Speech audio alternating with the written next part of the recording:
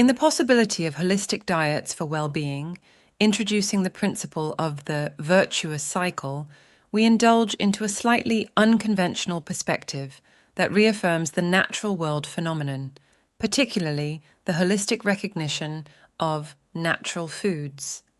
Termed the diet of creation, which represents natural foods resulting from organic growth that are both holistic and scientific. Neither one can be separated from the other and are closely integrated.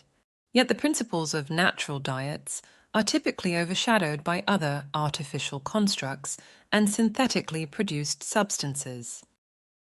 What is this diet of nature? The core focus includes how the food is grown, its constituents, and the way in which it's consumed as a food. It encompasses foods grown by natural occurrence, involving several systems such as pollination, germination, photosynthesis, and cross-pollination, etc., serving as sustenance and medicine for the natural world of which we are a part. In terms of the virtuous cycle, it describes a process in which a favourable result leads to another favourable result, creating a continuous improvement or strengthening over time. This principle is fundamental in holistic sciences and holds significant importance in the realm of well-being and nutrition for the body. The virtuous cycle can be applied to several areas, however. In relation to diet, foods and liquids, it is applicable to everyday eating and phased regimens. Also, we take into consideration natural phenomena, such as the solar system, which is fundamental in the creation of plants and subsequently food. Holistic sciences recognize the diet of creation, in which the sun, moon, and stars play a vital role as nutritional allies.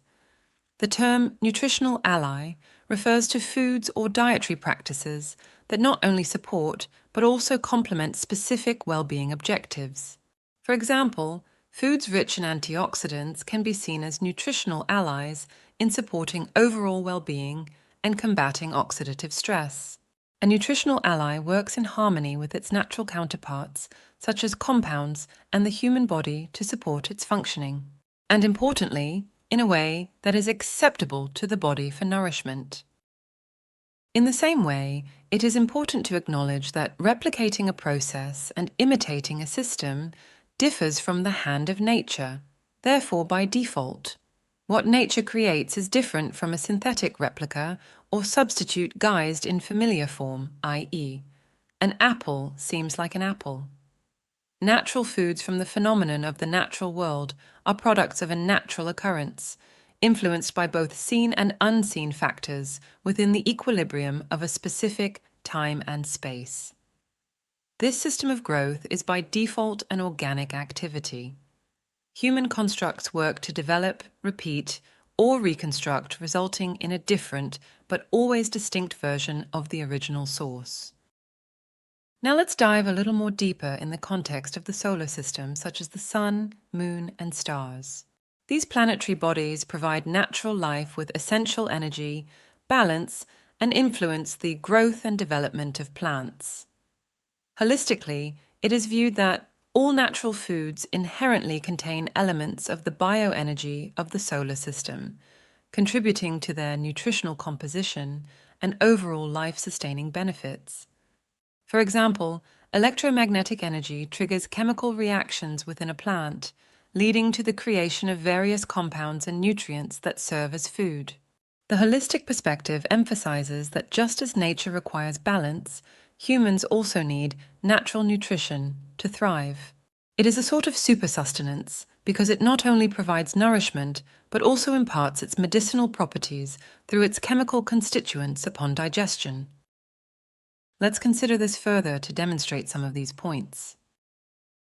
We understand that the sun's energy is indispensable in sustaining our natural world. The moon and other factors of our solar system are significant allies in the same sense. For instance, during photosynthesis, plants convert electromagnetic energy from sunlight into chemical energy stored in the form of glucose and other organic compounds. This chemical energy is essential for the growth, development, and survival of plants, as well as for providing energy to other organisms that consume plants as food. In terms of the moon and lunar phases, according to Breitler et al., 2020, the moon can act in two ways on plants, via its gravitational effect or via the sunlight it reflects. Further, some scientific studies described a correlation between the lunar cycle and plant growth and development and the state of the moon at the time of sowing, which appeared to play an important role in seed germination, vegetative growth, and flowering. Referring to the behavior of plants and lunar phases, according to Singiri et al., 2023, light emitted by the moon induces a stress-like response under seemingly favorable growth conditions and the absence of noticeable stress. The consequences of stress response without stress, that is, increased levels of free amino acids and the sugar raffinose, as well as photoreceptors and stress proteins, could positively affect plant growth and development, confer stress priming, and may underlie lunar farming. Stress priming is a natural process that leverages the plant's innate ability to adapt to its environment. When plants experience mild stress, they activate various defense mechanisms and biochemical pathways to cope with the stress, leading to enhanced resilience against future stresses. Similarly, in another study, Tavhar et al., 2015, investigated the influence of lunar cycles on the growth of ashwagandha, Withania somnifera, which is a well-known adaptogenic root known for several of its plant properties. Ashwagandha is well known in Ayurvedic sciences as an anti-stress agent. They suggested that the concept of lunar gardening is adopted to obtain good amount of yield of phytoconstituents. Through microscopic observation, it is proved that the moon controls the sap flow in plants. They also suggest that Newton's law of gravitation states that tides are affected by the gravitational pull of the moon. The pull of the moon is stronger than the sun because, even though the sun is larger, the moon is closer to the earth. These forces affect the water content of the soil, creating more moisture in the soil at the time of the new and full moon days. This increased moisture encourages the root to grow.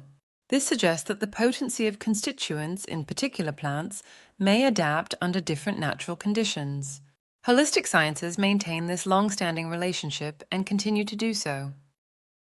Overall, the holistic view suggests that foods grown by nature and by the fundamental forces, quite simply, contain the energy of the sun, moon, and stars transferred and transformed into plant constituents, and therefore offer superior sources of sustenance.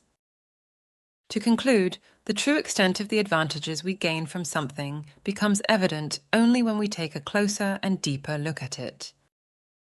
As suggested by the philosopher Alan Watts, the menu is not the meal. Subject to individual suitability and individual health status.